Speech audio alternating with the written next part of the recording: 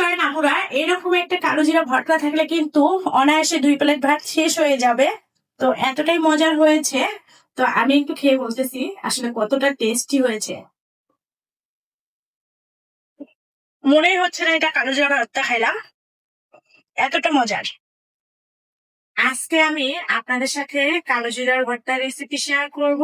একদম কালো জিরার ভর্তার রেসিপিটা হবে তিতা ছাড়াই। তো চলেন দেখেন কিভাবে আমি আজকে কালো জিরা ভর্তাটা বানাই, অনেক ভালো লাগবে আপনাদের। আর এরকম একটা ভর্তা যদি গরম ভাতের সাথে থাকে একদম জমিয়ে যাবে। তো চলেন তিতা ছাড়াই কিভাবে আমি কালো জিরার ভর্তা বানাই। তো চলে আসলাম রান্নাঘরে। আর এই তো এখানে আমি এই যে কালো জিরা নিয়ে নিয়েছি। সবসময় কিন্তু কালো জিরাটা ভর্তা বানাতে গেলে একটু অল্প করে নিতে হয়, বেশি নেওয়া যাবে না। একদম ফ্রেশ দেখেন কালো জিরা, বাজারে কিন্তু এখন ফ্রেশ কালো জিরাটাই পাওয়া যায়। এই যে বাছাবাছি ঝামেলা ছাড়াই কিন্তু কালো জিরা ভর্তাটা তৈরি করা যায়। আর এখানে হচ্ছে যে আমি তৈরি করে নিয়েছি যা যা উপকরণ দেবো সেগুলো: রসুন, কাঁচামরিচ, পেঁয়াজ। আর কালো জিরা তো আপনারা কম বেশি জানেন আমাদের শরীরের জন্য অনেকটাই উপকারী। তো এখন আমি হচ্ছে চুলায় একটা ফ্রাই প্যান দিয়ে দেবো।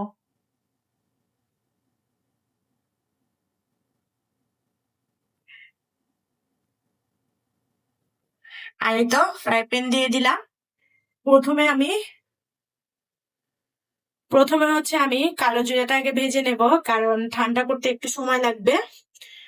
তো কালো জিরাটা সবসময় কিন্তু খুবই চুলা লো হিটে দিয়ে হচ্ছে ভেজে নেবেন। কালো জিরা বললাম না আমাদের শরীরের জন্য অনেকটাই উপকারী। হার্টের জন্য, গায়ে বিষ ব্যথা বা সবকিছুতেই কিন্তু কালো জিরাটা অনেক গুণাগুণ আছে। তো আমরা চাইলে কিন্তু সবসময় কালো জিরা 2-4টা করে ভাতে রাখতে পারি। ভাতের সঙ্গে খাইলেও কিন্তু অনেকটাই মজা লাগে, আবার কাঁচায় খেতে পারি সকালবেলা ঘুম থেকে উঠে। তো কালো জিরার যে গুণগুলো আছে সত্যি অনেক আমাদের শরীরের জন্য উপকারী। তো কালো জিরা গুলো আমি কিন্তু খুবই হালকা হিটে ভেজে নিচ্ছি। একদম কড়া করে ভাজা যাবে না, খুবই হালকা করে ভেজে নিতে হবে। আর একটু দেখেন কালো জিরা গুলো কিন্তু ফুটে উঠতেছে, মানে প্রায় হয়ে আসছে। তো আপনারা এরকম নিত্য নতুন ভর্তা রেসিপি গুলো দেখতে চাইলে অবশ্যই চ্যানেলটি সাবস্ক্রাইব করে পাশে থাকবেন। এখন হচ্ছে কালো জিরা গুলো নামিয়ে নেব। আমি কিন্তু কালো জিরা গুলো নামিয়ে নিলাম। এই যে দেখেন। এখন আমি দিয়ে দেব সরিষার তেল। ভর্তার সময় কিন্তু সরিষার তেলটা আসলে ব্যবহার করলে বেশি ভালো হয়। আগে আমি হচ্ছে কাঁচামরিচ গুলো ভেজে নেব। সবসময় কালো জিরা ভর্তা বানানোর জন্য কিন্তু কাঁচামরিচটা ব্যবহার করে বেশি ভালো আর কি, ভালো মানে ভর্তাটা মজা হয়।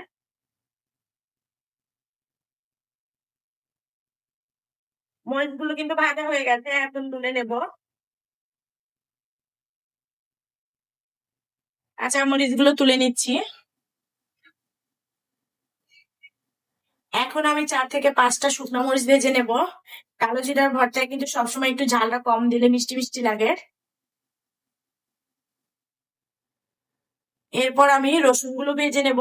কালো জিরার ভর্তায় কিন্তু সবসময় রসুনের পরিমাণটা একটু বেশি দিতে হয়। এখানে আমি 5 থেকে 6টা রসুন নিয়েছি।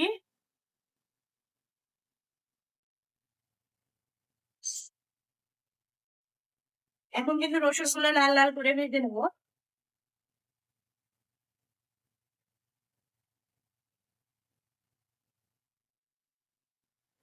আর একটু দেখেন রসুন গুলো কিন্তু ভাজা হয়ে গেছে, এখন তুলে নেব। এই যে রসুনটা কিন্তু ভাজা হয়ে গেছে, বেশি ভেজে নেব না।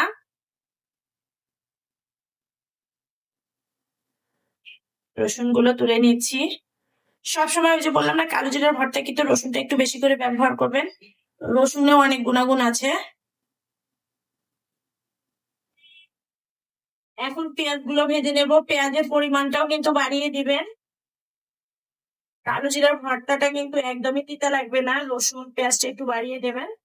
তো এখানে আমি 6 থেকে 7টা পেঁয়াজ কেটে নিয়েছি। এখন পেঁয়াজ গুলো ভেজে নেব।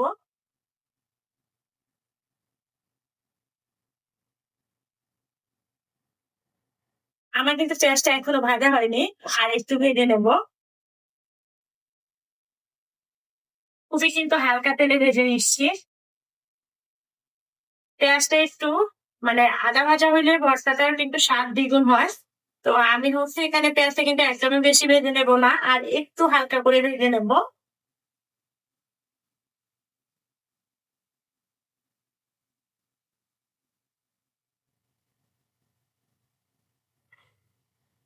পেঁয়াজটা কিন্তু এই যে ভাজা হয়ে গেছে, এখন আমি তুলে নেব। রসুনের মধ্যেই কিন্তু তুলে নিলাম। এখন কালো জিরাটা আমি ব্লেন্ডার সাহায্যে গুঁড়ো করে নেব। এরপর আমি কিন্তু ভর্তাটা বাটনায় বানাবো। আমি সবসময় কিন্তু হচ্ছে বাটনার ভর্তা বানাই। আর বাটনার ভর্তা কিন্তু ভীষণ মজার এবং টেস্টি হয়। তো এসে আগে গুঁড়ো করে নেব। আপনারা চাইলে কিন্তু শিলপাটাতেও হচ্ছে মানে গুঁড়ো করে নিতে পারেন। তো আমার যেহেতু ব্লেন্ডার আছে, আমি ব্লেন্ডারে এটা গুঁড়ো করে নেব। আর এই তো দেখেন কালো জিরাটা কিন্তু গুঁড়ো হয়ে গেছে। আর সবসময় কিন্তু কালো জিরা গুঁড়োটা একটু মানে কালো জিরা ভর্তা কম দেবেন। এই তো দেখেন, প্রথমে আমি শুকনো মরিচ গুলো নিয়েছি। আগে শুকনো মরিচটা টেলে নেব বা বেটে নেব। লবণ দিয়ে দেবো স্বাদ মতো। বাটনার ভর্তা কিন্তু আসলে ভীষণ মজার। আমার গ্রামের মানুষ কিন্তু সবসময় বাটনাতে ভর্তা বানায়। শরীরকে সুস্থ রাখার জন্য সবসময় কালো জিরার ভর্তাটা খাবেন।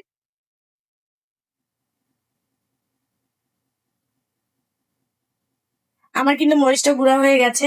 এখন দিয়ে দেবো কাঁচা মরিচ গুলো।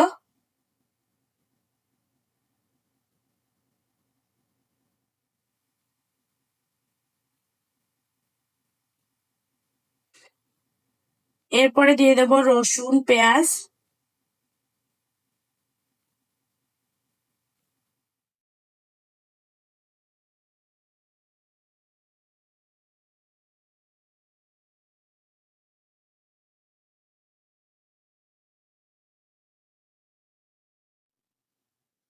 আমার তো কালো জিরা ভর্তা থাকলে গরম ভাতের সাথে আর কিছুই লাগে না, একদম জমিয়ে খেয়ে নেই।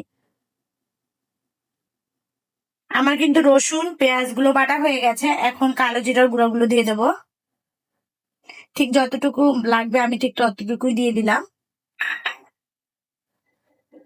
কারণ একদমই ভর্তাটা যখন করবেন তখন কিন্তু কালো জিরার গুঁড়াটা একটু কম করে দেবেন। রসুন পেঁয়াজটা একদম বেশি করে দেবেন, তাহলে কিন্তু ভর্তায় একদম তিতা লাগবে না, আর অনেকটাই মজার একটা ভর্তা হবে।